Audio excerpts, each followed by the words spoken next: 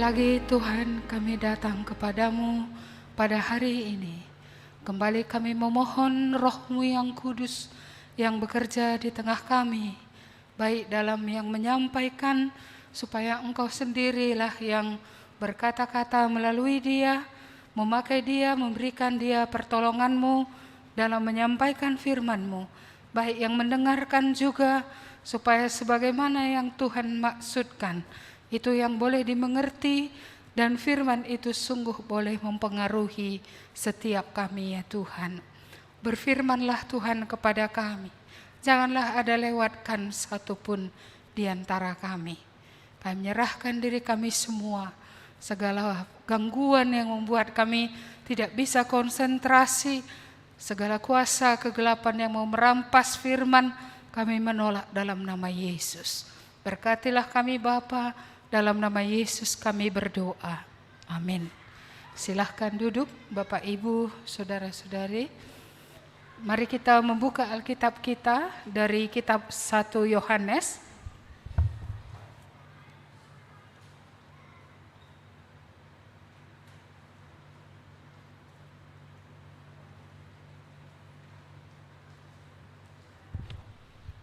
Yohanes, surat kiriman Rasul Yohanes, 1 Yohanes 1 ayat yang kelima.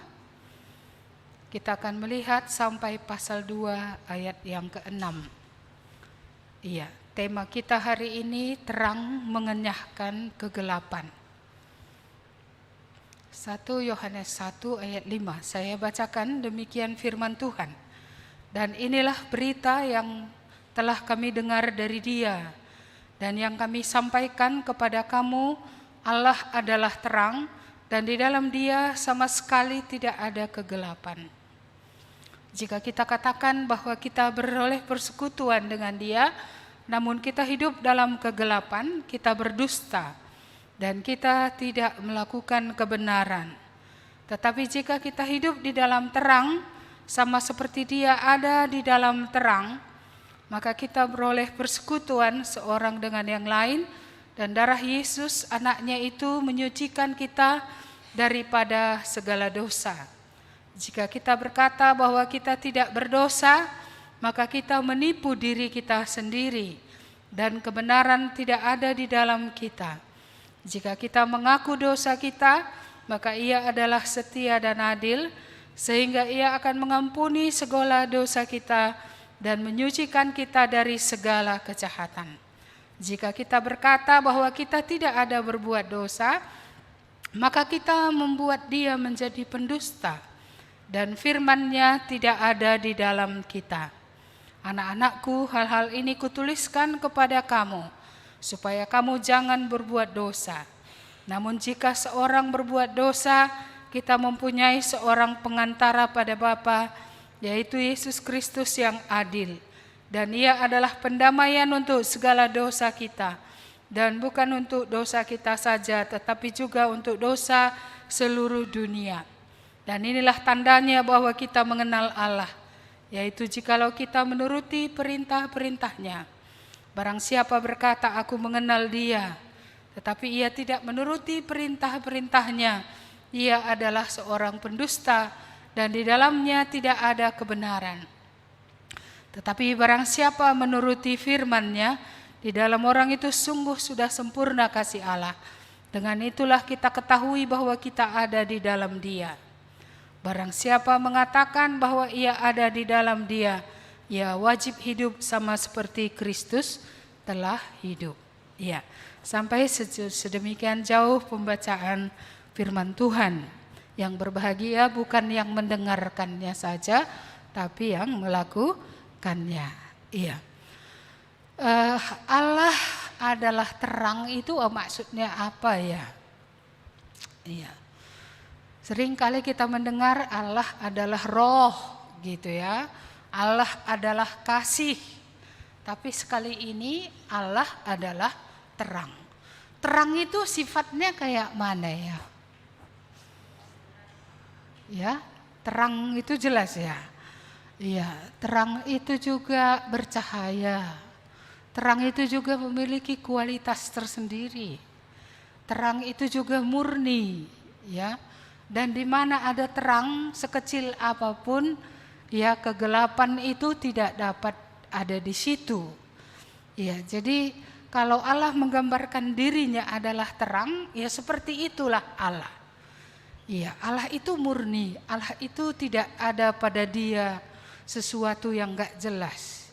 Tidak ada juga pada Allah itu sesuatu kegelapan, gak ada sama sekali. Dan dia memiliki kualitas tersendiri yang berbeda dari semua yang lain. Iya. Ada 3 hal saja yang saya ingin kita renungkan hari ini. Yang pertama, bagaimanakah Allah yang adalah terang itu punya dampak dalam hidup orang, ya. Bagaimana? Ya, apakah kalau Allah itu terang, lalu kalau dia diterima, maka orang itu boleh hidup terus dalam gelap? Ya, tentu kita juga tahu jawabannya tidak, ya. Ya, ketika mati lampu gelap, ya kita menghidupkan lampu, katakanlah lampu cadangan seperti itu, ya. Ya, maka tempat yang gelap itu tadi berubah menjadi terang. Ya. Jadi ini saya pikir sangat penting karena banyak orang mengatakan aku telah percaya kepada Tuhan gitu. Aku sudah menerima Tuhan, aku sudah diselamatkan. Iya, tapi kalau Tuhan yang adalah terang benar ada di dalam dia, masakan ya kegelapan tidak pergi. Bukankah terang bercahaya dalam kegelapan dan kegelapan tidak pernah mengalahkan terang. Kegelapan tidak dapat menguasai terang. Tidak pernah yang gelap itu menang. Tidak pernah. Kalau gelap mau melawan terang, pasti yang kalah adalah gelap. Iya. Itulah sebabnya kita meyakini orang yang memiliki terang, orang yang memiliki Tuhan, tidak mungkin setan bisa masuk lagi. Tidak mungkin orang yang memiliki Yesus akan kerasukan atau kena hipnotis, kena guna-guna, kena pelet. Tidak mungkin. Iya, kecuali dia tidak memiliki Tuhan yang adalah terang tadi, ya kegelapan bisa akan mengenai dia seperti itu, ya. Jadi ini saya pikir sangat penting karena sekalipun dunia bertambah modern, iblis masih tetap ada dan dia belum diikat. Dia belum dibuang ke tempat akhirnya, yaitu ke tempat yang kekal di mana iblis seharusnya ada. Jadi kalau belum diikat dan belum semua dibuang ke sana, ya maka dia pasti masih akan berjalan di tengah dunia ini. Dan dia akan menyorongkan apa yang ada pada dia dengan segala metode. Makanya kita tahu segala media juga dipakai, ya. Segala teknologi dipakai. Apakah teknologi baik? Baik. Tapi bergantung kepada di tangan siapakah itu. Apakah media baik dan berguna? Ya berguna. Tapi di tangan siapa itu? Ya, kalau di tangan kegelapan tidak ada yang akan berguna. Semua akan mendatangkan kehancuran pada akhirnya. Iya. Jadi ini saya pikir sangat penting, ya. Bagaimana terang tadi akan menerangi. Bagaimana seseorang bisa sadar dosa. Bagaimana kita tahu tangan kita kotor. Kalau gelap nggak tahu kita tangan kita kotor. Kalau gelap nggak tahu kita muka kita tadi rupanya, ya ada tadi sedikit di situ sisa makanan. Ya, kita nggak tahu. Kalau gelap nggak tahu. Maka tidak heran kalau orang merasa dia bersih, dia nggak apa-apa. Karena terang tidak menerangi sehingga dia melihat keberadaannya apa adanya. Ya, saya senang lewat sekolah minggu dewasa dan juga lewat kesaksian tadi. Di situ kita melihat bagaimana Allah menerangi dan akhirnya tahu, dan ketika tahu itu bisa dibereskan. Iya. Saudara-saudara, saya ingin tahu ketika dahulu saudara mengaku dosa, kenapa? Apakah karena takut akan hukuman? Apakah karena takut ke neraka maka mengaku dosa? Iya. Maunya dasar pengakuan dosa adalah jelas bagi orang itu bahwa dia salah. Jelas bagi orang itu bahwa apa yang dilakukannya itu tidak berkenan kepada Tuhan. Seringkali orang mengaku dosa karena takut tadi. Nanti kalau nggak ngaku dosa nggak diberkati. Nanti kalau nggak ngaku dosa dihukum. Iya. Jadi alasannya sebenarnya sangat kayak mana ya? Sangat dangkal. Iya. Itulah sebabnya sekalipun berulang-ulang orang mengaku dosa bisa tidak ada apa-apa yang terjadi. Mengapa? Karena alasannya pun tadi bukan karena dia setuju dengan Allah bahwa gelap itu gelap, dosa itu dosa. Bukan itu dasarnya. Bukan dasarnya karena terang tadi sudah menerangi, dia sudah melihat, memang kotor kalilah hidup seperti ini. Memang menjijikkanlah hidup seperti ini. Ini sungguh tidak berkenan kepada Tuhan. Iya. Saya harap kita bisa review cara kita mengaku dosa atau alasan kita menyelesaikan dosa. Apakah karena benar-benar terang sudah menerangi, kita melihat dengan jelas, ini tidak cocok kata Tuhan. Ini benar-benar kotor dan najis di mata Tuhan. Jadi bukan karena nanti ke neraka, ya, walaupun penting juga kesadaran bahwa upah dosa memang adalah neraka ya. Kalau teruskan hidup di dalam dosa, ujungnya pasti di dunia juga kehancuran. Pada dunia yang akan datang juga akan dilemparkan ke tempat di mana iblis akan semua dibuang. Iya, jadi ini sangat penting. Terang itu menerangi. Jadi kalau nggak kita lihat apa yang salah, terasa lalap kita benar, berdoalah, terangilah aku Tuhan, supaya boleh ku lihat. Karena saya mengingat kitab Nabi Yesaya itu, ketika Yesaya ada di dalam bait Allah, melihat Allah yang suci. Di situnya dia lihat bibirnya yang najis. Di situnya dia lihat bangsanya juga yang selalu berbicara cakap kotor seperti itu. Iya, dengan bibir dia tidak memuliakan Allah, bangsanya juga seperti itu. Ya, kita tahu di pasaran sana kayak mana ya kan. Ya, kadang saking kompaknya pun teman dibilang monyet gitu ya kan. Atau disebut nama-nama yang lain. Iya, padahal pada hari nanti itu tidak, artinya hari naas lah kita bilang. Bisa mereka tikam-tikaman karena itu. Yesaya melihat bibirnya ketika dia ada di hadapan Allah. Jadi hanya terang Tuhan yang dapat menerangi apa yang gelap. Karena Tuhan itu esensnya ya adalah terang. Pada dia nggak ada yang gelap. Pada dia nggak ada yang nggak murni. Seperti itulah orang yang diterangi Tuhan akan melihat kejahatan, akan melihat dosa. Dan dia tidak menyebut dosa itu kelemahan. Dia tidak menyebut dosa itu sebagai sesuatu yang bukan dosa. Nama-nama lain yang meremehkan, bukan. Tapi dia tetap menyebut yang salah di hadapan Allah adalah salah. Iya. Dan kalau orang tadi memiliki persekutuan dengan terang, dengan Tuhan, tidak mungkin dia terus hidup di dalam gelap. Nggak mungkin. Jadi jikalau ada orang katanya mengenal terang, dia terus hidup dalam gelap. Firman Tuhan ini tadi berkata, orang itu berdusta. Dia sedang mendustai siapa? Dia mendustai dirinya. Karena diujinya pun dirinya, apakah dia akan menemukan bahwa dirinya tadi memang sudah pergi ke kegelapan itu. Sudah sirna apa yang gelap itu. Ya.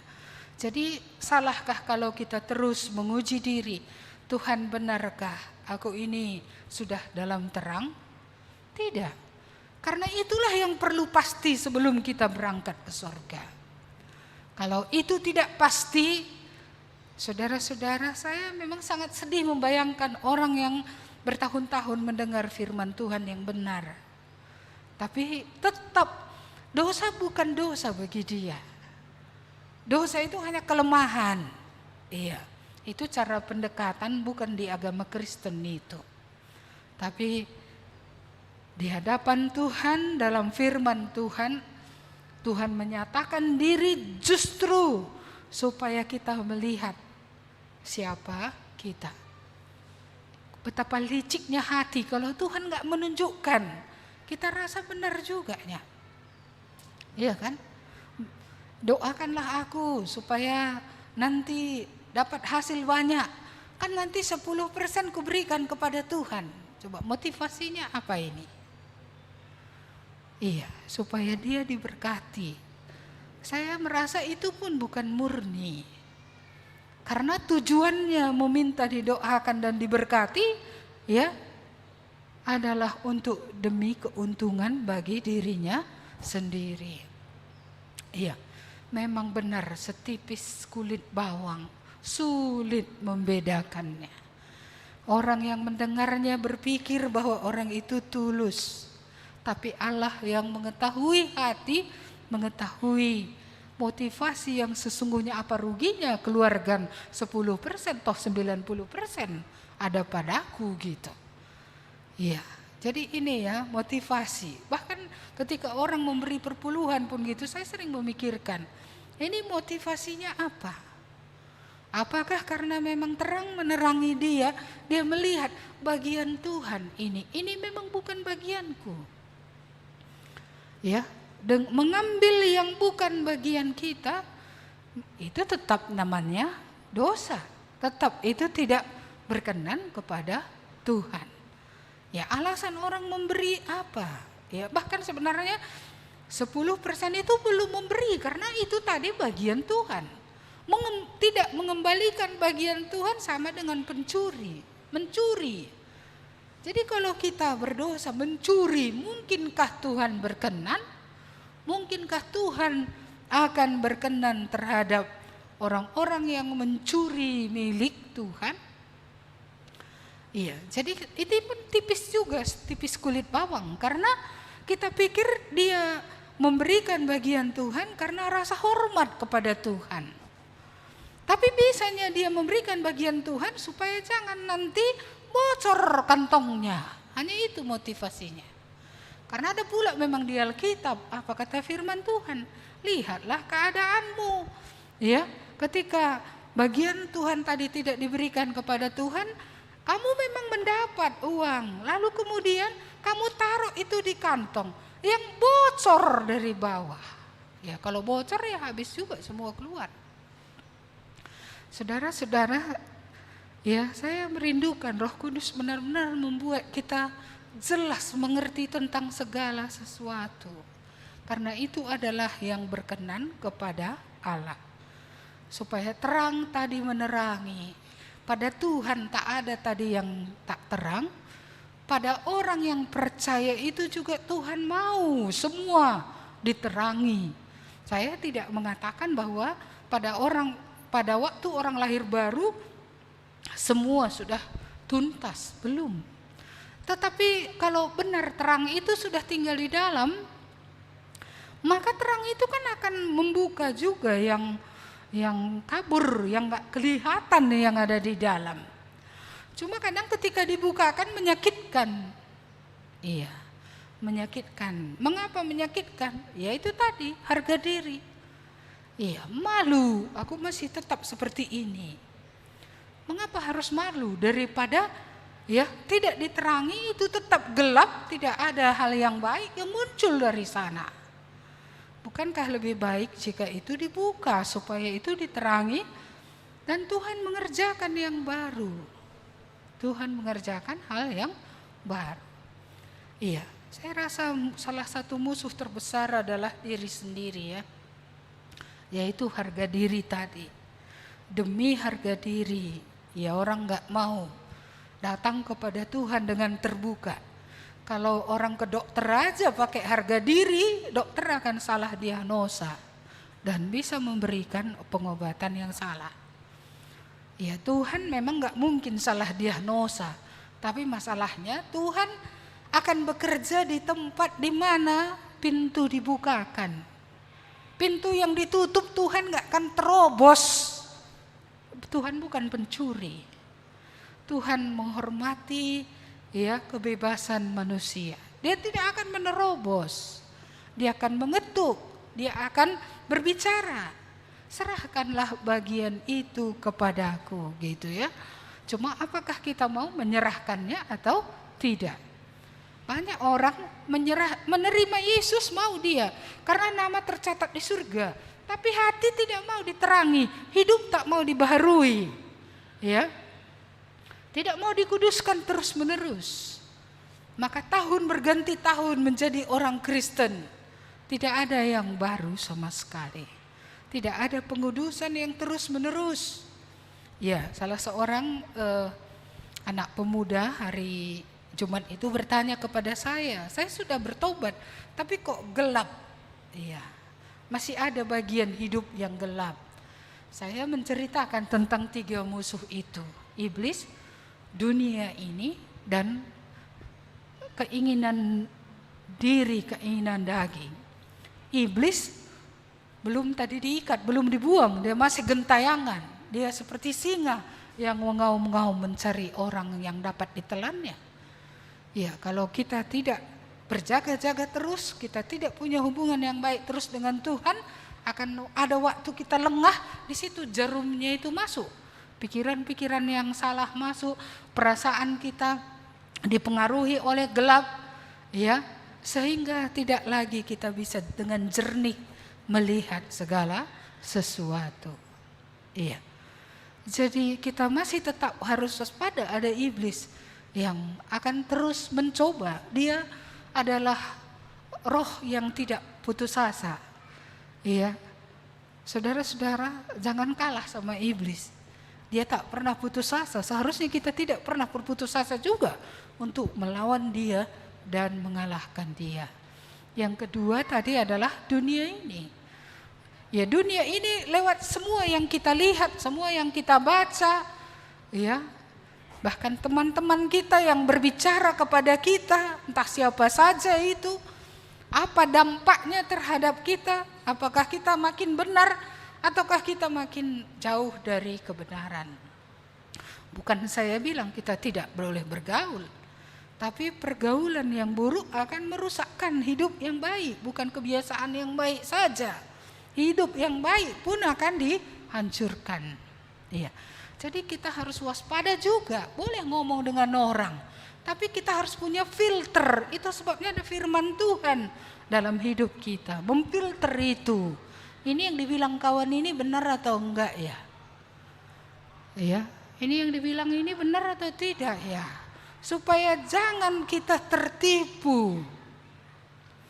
Supaya jangan kita tertipu. Kita harus saring apa yang kita lihat.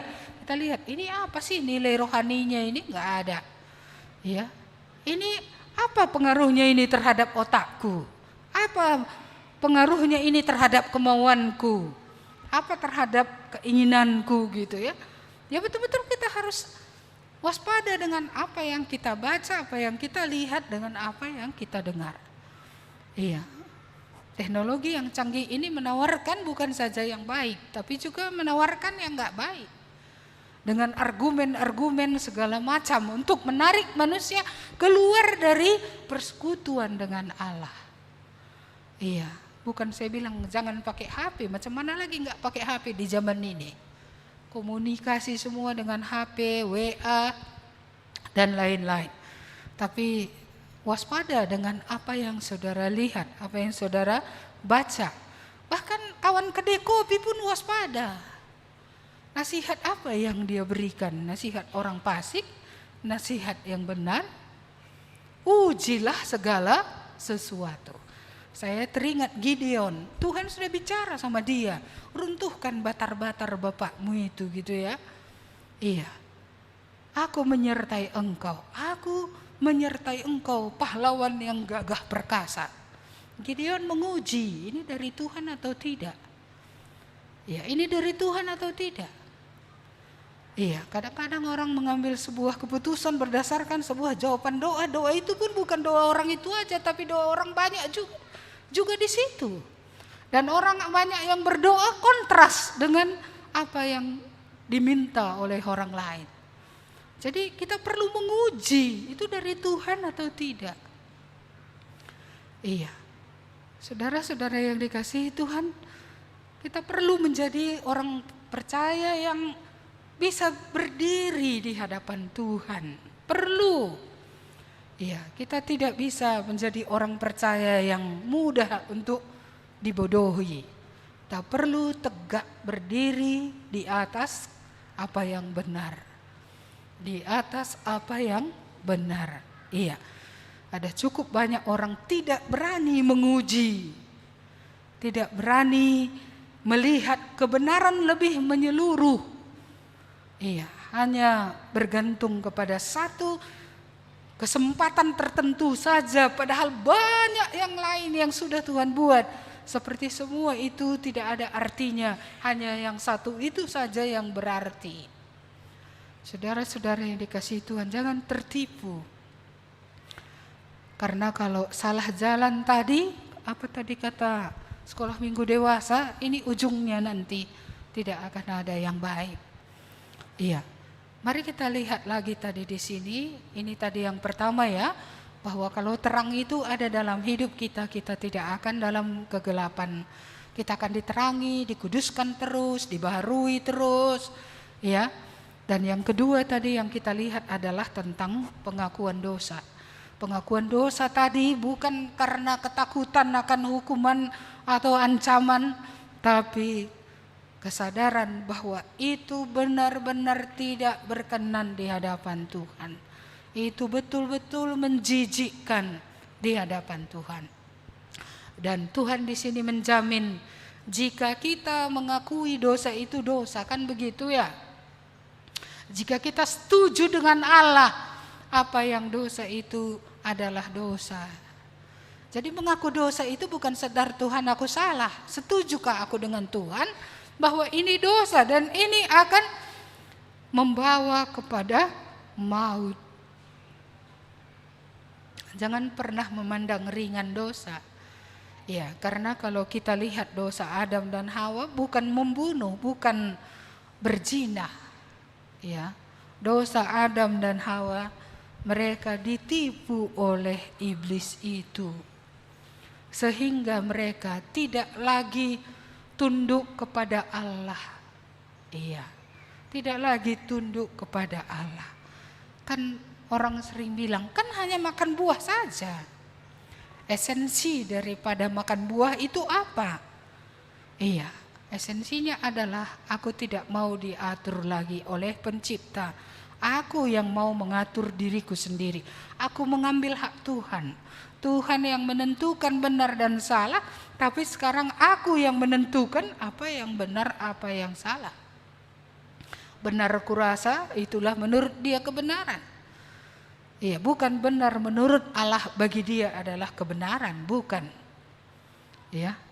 Jadi ini sangat penting saya rasa, karena banyak orang sering mengaku dosa, tapi tak ada terjadi yang baru, sesuatu pun dalam hidupnya, enggak ada yang baru sama sekali. Masakan kalau Tuhan membersihkan, sedangkan kita membersihkan baju aja ada pengaruhnya. Baju itu aromanya menjadi harum, baju itu nodanya menjadi hilang. Kalau Tuhan mengampuni seseorang, it is impossible ya, tidak mungkin, tidak ada pengaruh apapun, tidak mungkin. Makanya kadang kalau tidak ada terjadi apapun, di mana salahnya? Apakah Tuhan tidak mencuci? Ataukah itu hanya lip service saja di hadapan Tuhan? Atau supaya jangan nanti kalau ditanya orang, aku menjadi terjepit terus, gak tahu aku menjawab, biarlah kuakui, biarlah ku terima Tuhan. Saudara-saudara yang dikasihi Tuhan, Tuhan selalu senang melihat segala sesuatu yang dari hati yang terdalam. Hanya kita manusia ini lihat kulit luar. Tuhan gak pernah senang dengan hanya kulit luar. Saya tetap mengingat ketika Nabi Samuel pergi ke tempat Isai untuk mengurapi anak Isai menjadi raja. Anak-anak Isai itu keren-keren loh. Iya, saya bilang sama pemuda, badannya six packs. Iya, iya kan? Iya, tak ada perutnya kayak Bapak Abi. Ini Bapak Abi ini enggak six packs ini. Iya kan? Iya, keren, ganteng, iya, prajurit lagi. Iya kan? Badannya six pack, rata perutnya. Iya. Seorang yang bodinya betul-betul baik gitu ya. Iya. Tapi kenapa ketika Samuel bertanya, inikah Tuhan? Tuhan bilang apa? No. Maju lagi anak kedua. Inikah Tuhan? Kekar juga, keren juga. Tuhan bilang apa? No. Anak yang ketiga lagi tampil. Semua sampai anak yang ke-7. Tuhan semua bilang no. Padahal semua penampilan meyakinkan, kemampuan ada, karena sebagian dari anak-anak Isai ini memang sudah menjadi prajurit, ikut sudah berperang. Iya. Jadi sampai kemudian Samuel tanya, inikah semua anakmu? Nggak ada lagi anakmu yang lain? Oh, ada satu lagi. Yang itu masih muda, umurnya sekitar 14, masih kemerah-merahan, dia sedang menggembalakan ternak. Apa kata Samuel? Panggil dia, kalau dia belum datang kita belum bisa makan. Iya, terpaksalah. Nah, saya pakai kata terpaksa ya, karena bukan dari awal dia dipanggil. Karena dia tidak diperhitungkan. Iya, tidak dihitung. Iya, lalu kemudian Daud dipanggil. Iya, dan ketika dia sampai, pasti Samuel tanya lagi Tuhan, inikah? Kan gitu ya. Iya, dan Tuhan bilang apa? Iya, urapilah dia. Kenapa dia? Six pack enggak, keren enggak terlalu, tingginya pun enggak, kemampuannya dia bukan seorang yang sudah berpengalaman, dia bukan pernah berperang. Apa alasannya dia dipilih? Satu-satunya alasan dia dipilih adalah karena imannya kepada Tuhan. Walaupun di padang sana dia mempercayai Tuhan. Iya, walaupun dia menggembalakan ternak, dia mengandalkan Tuhan. Badan kecil siapa yang sanggup menghadapi harimau atau binatang buas? Tapi karena dia percaya kepada Allahnya, Allahnya itu ya membuat dia berani dan sanggup beroleh kekuatan untuk mengalahkan bahkan singa-singa pun. Sehingga domba-domba yang dipercayakan kepadanya ya tidak dimangsa oleh singa-singa itu. Kembali lagi ya, Allah melihat hati. Hati ketika mengaku dosa itu kayak mana sih? Ya, kan sering orang memakai kitab Nabi Yesaya itu. Bukan kurang panjang tangan Tuhan untuk menolong, tapi dosamu itulah yang menghalangi, kan begitu ya. Bukan kurang panjang telinga, bukan kurang tajam telinga Tuhan mendengar, tapi dosa itulah yang memisahkan. Dan itu sering menjadi kalimat yang dipakai untuk, kalau gitu mari kita selesaikan dosa. Hanya supaya telinga Tuhan akan mendengar, hanya supaya tangan Tuhan yang panjang akan menolong. Kalau seperti itu boleh juga, tapi itu artinya bahwa kamu menginginkan Tuhan hanya bagi dirimu saja. Iya, kalau begitunya, ya kan? Iya, hanya untuk berkat itunya kamu mengakui dosa itu dan menyelesaikannya. Bukan karena sadar tadi dosa itu adalah dosa. Tuhan marah atau tidak marah itu tetap berdosa. Ya, entah diberi berkat, entah tidak diberi berkat. Ya, dosa itu tetap dosa. Saudara-saudara, memang pasti ketika orang selesaikan dosa itu pasti ada dampaknya. Ya, hidupnya akan lebih memiliki damai sejahtera, ya. Ya, dan juga dia akan terus dikuduskan.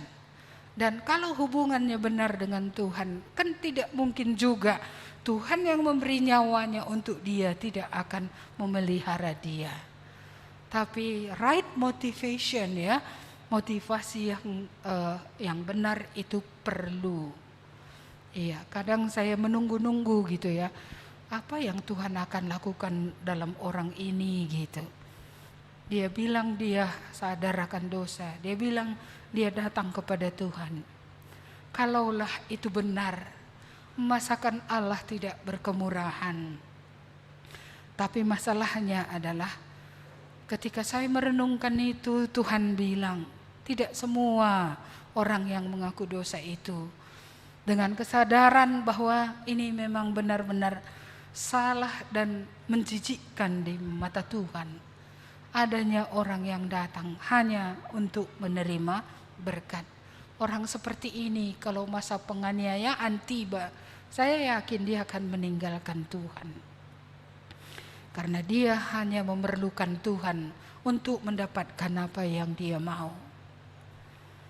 Dia tidak sampai kepada pengertian yang benar.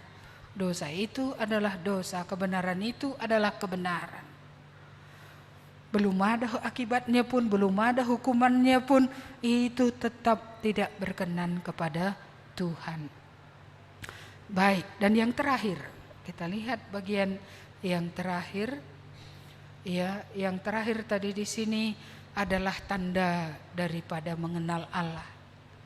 Bahwa orang yang mengenal Allah tadi adalah orang yang mengikuti perintahnya. Orang yang tinggal di dalam dia, di dalam Tuhan, ya, Tuhan di dalam dia di dalam Tuhan, ini diulang-ulang, ya, itu akan mengikuti perintahnya. Tapi kalau tidak mengikuti perintahnya, berarti orang itu tidak memiliki kebenaran. Orang itu adalah seorang pendusta. Iya. Jadi ini sesuatu yang berat. Kalau dibuat tanda mengenal Allah adalah menuruti perintah Tuhan. Tanda mengenal Allah wajib hidup seperti Kristus hidup. Bagaimana maksudnya Kristus hidup? Kristus hidup melakukan kehendak daripada Bapa, menuruti Bapa. Itu satu garis, ya. Kristus hidup menuruti Bapa. Orang yang mengenal Tuhan juga akan hidup menuruti Bapa. Iya. Jadi kalau dibilang wajib hidup seperti Kristus, bukan maksudnya sudah seperti malaikat, bukan. Tapi dia adalah orang yang inilah perjuangannya, inilah sukacitanya, yaitu melakukan firman Tuhan dalam hidupnya. Salah satu penghalang kita tidak bisa bertumbuh, ya, adalah tadi dosa. Ya, pada ayat 1 tadi dikatakan, anak-anakku, hal-hal ini kutuliskan kepada kamu supaya kamu jangan berbuat dosa. Namun jika seorang berbuat dosa, kita mempunyai seorang pengantara pada Bapa, yaitu Yesus Kristus yang adil. Ia adalah pendamaian untuk segala dosa kita, dan bukan untuk dosa kita, tetapi juga untuk dosa seluruh dunia. Ayat ini bukan berarti membenarkan marilah kita berdosa, karena ada pengampunan, ada pendamaian, bukan itu maksudnya. Maksudnya adalah supaya kita keluar dari dosa. Tapi kalau sekiranya ada yang jatuh, jangan lupa Yesus adalah, ya, pendamaian untuk dosa itu. Ini pun suatu yang tricky, ya, maksudnya kayak mana sih bahasa Indonesianya tricky? Seperti bisa menipu juga. Nah, macam mana maksudnya bisa menipu? Iya kan? Ada orang dia melakukan dosa gitu tanpa ada rasa sakit. Setelah melakukan itu dia tidak ada sesak, tidak ada pergumulan, biasa-biasa saja. Ya, kalau untuk orang seperti itu saya malah nggak yakin dia itu sudah memiliki Allah. Tapi kalau ada orang dia memang sangat sedih ketika dia jatuh, dia menangis, dia bergumul, dia merasa tidak layak untuk diampuni. Tapi Tuhan sendiri yang berkata, aku yang mengampuni engkau sejauh timur dari barat, aku menjauhkan engkau dari kesalahanmu. Jadi ada rasa sedih, ada pergumulan yang dalam. Itulah tandanya pertobatan yang benar. Orang yang belum bertobat dengan benar terhadap dosa, dia bukan sedih dan menangis, bukan. Tapi terhadap dosa dia ketawa-ketawa saja atau menganggap itu biasa-biasa saja. Tapi terhadap orang yang sudah memiliki roh Allah, ini memiliki tekanan tersendiri. Tuhan, aku menyakiti hatimu. Tuhan, aku benar-benar tidak layak di hadapanmu. Kalau kita mengingat Petrus ketika Yesus bertanya, menurut kamu semua Yesus bertanya kepada murid-muridnya, siapakah aku ini? Petrus menjawab dengan benar, engkaulah Mesias. Jadi pengakuan itu kan jelas bahwa kenalnya dia siapa Tuhan itu. Tapi waktu ayam berkokok itu dia sudah menyangkal Yesus. Dia bukan ketawa loh. Firman Tuhan menuliskan Petrus menangis. Menangis. Laki-laki loh Petrus. Dia bukan orang yang melankolik, perempuan yang melankolik, bukan. Dia seorang laki-laki, tapi dia menangisi kegagalannya. Benar seperti yang Tuhan katakan, sebelum ayam berkokok 2 kali, engkau sudah menyangkal aku 3 kali. Jadi benar-benar dia sedih. Tapi ada tadi pengantara, yaitu Yesus. Dan bagaimana Petrus kemudian beroleh pengampunan dan dipercayai Tuhan lagi untuk menggembalakan domba-dombanya. Kita melihat di sana ada pengampunan. Kegagalan bukan akhir bagi orang percaya. Setiap orang masih mungkin untuk dibaharui. Setiap orang masih mungkin untuk kembali. Kalau dia tidak mempertahankan harga dirinya, kalau dia sungguh merendahkan diri, hancur hati di hadapan Tuhan, ada pengampunan. Ada pengampunan. Dan setelah itu, setelah dia diampuni, dibaharui lagi, sama seperti Petrus. Dia pegang firman Tuhan. Dia berjalan bersama Tuhan. Tidak semua hari-hari adalah semua hari-hari penuh kejayaan. Ada hari-hari juga penuh penderitaan. Tapi Tuhan adalah Tuhan di gunung dan Tuhan yang di lembah. Dalam keadaan apapun, kita terus berjalan bersama Dia. Itulah wajib hidup seperti Kristus hidup. Bedanya Dia tidak pernah kalah, kita pernah kalah. Tapi kalah pun bukan berarti kita berhenti di titik itu, karena kita masih harus lanjut. Saudara-saudara yang dikasihi Tuhan, mari kita renungkan ini. Apa tandanya kita mengenal Allah? Adakah kita senang melakukan firman Tuhan? Adakah kalau kita gagal kita sedih? Adakah kita tahu ada pengantara yang mengampuni kita, yang dapat membersihkan kita, membaharui kita terus menerus? Saya menjawab kepada orang muda itu, selain tadi iblis, ada dunia yang kita harus lawan. Ya, maka harus ada tetap firman Tuhan memfilter segala sesuatu. Dan musuh yang terakhir adalah diri sendiri. Karena sekalipun pikiran sudah dibarui, roh hati dibarui, tubuh ini belum tubuh yang baru. Itulah sebabnya kita harus terus bertarung. Itulah sebabnya kita terus berperang. Karena tubuh ini bangun pagi saja, ya kan? Roh Kudus sudah bangunkan. Tapi tubuh ini bilang apa? Masih capek, sebentar lagi. Bukankah hari ini kau nanti enggak sibuk kali? Nanti saja bangun, nanti saja teduh. Ini kan tubuh ini menarik. Ya, mau menarik kita supaya akhirnya kita tidak mendisiplin diri kita, baik dalam merenungkan firman Tuhan, baik dalam mendisiplin tubuh kita, supaya boleh memuliakan Tuhan. Iya, saya rasa ini yang bisa saya sampaikan hari ini ya. Kembali lagi, apakah pengaruh terang tadi terhadap diri kita? Coba nanti ini evaluasi. Lalu tentang pengakuan tadi, apakah pengakuan itu hanya lip service saja?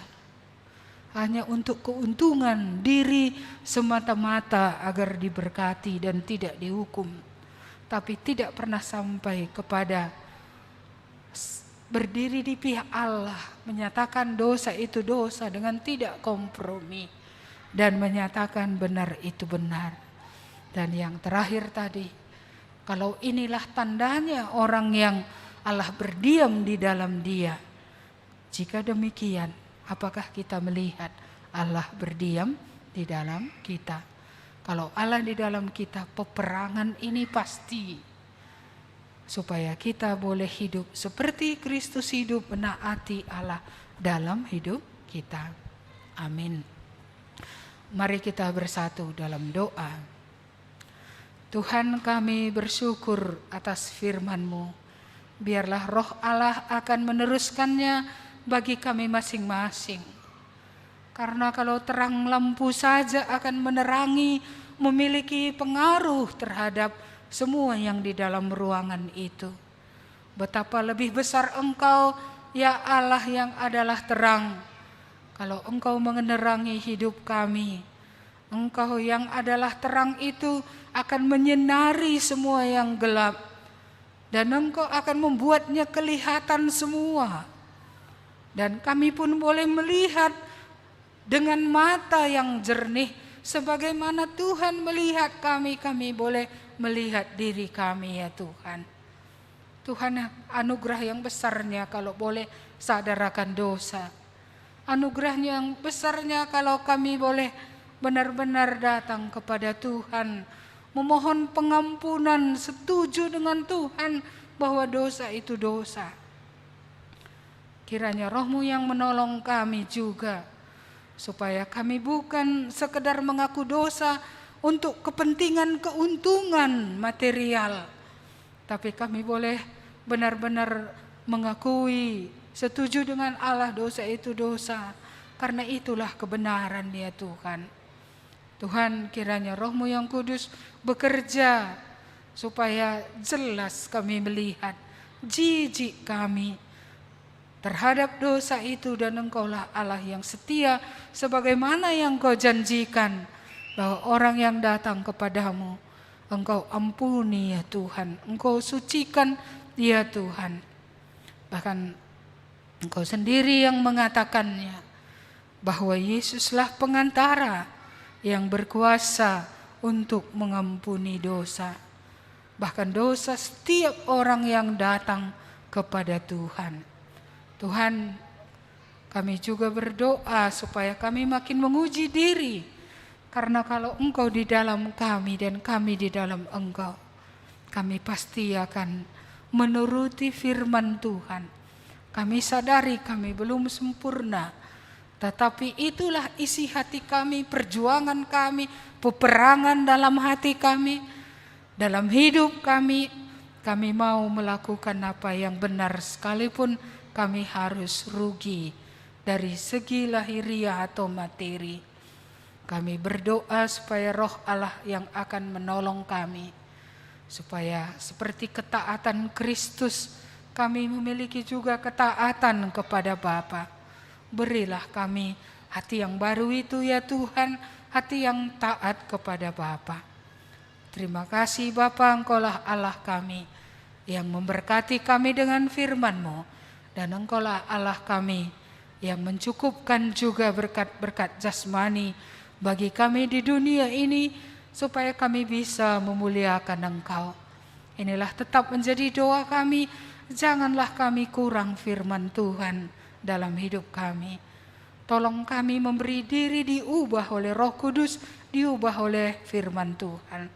Dan janganlah kami kekurangan berkat ya Tuhan untuk kami dan anak-anak kami, supaya mereka pun boleh melihat kebaikan-Mu dan sampai kepada kebaikan yang terbesar, yaitu pengampunan dosa dan hidup yang kekal. Terima kasih Tuhan, kami bersyukur untuk ibadah ini. Jemaat, pulanglah. Tuhan yang memanggil kita kepada pertobatan, Tuhan yang sama yang kita terima dalam hidup kita, Tuhan yang sama akan mengokohkan kita untuk hidup di dalam Dia sampai selama-lamanya. Amin. Kepada Allah beri puji. Kepada Allah beri puji, semua makhluk di bumi, padanya ku beri pujian. Bapa, Anak, dan Roh Suci.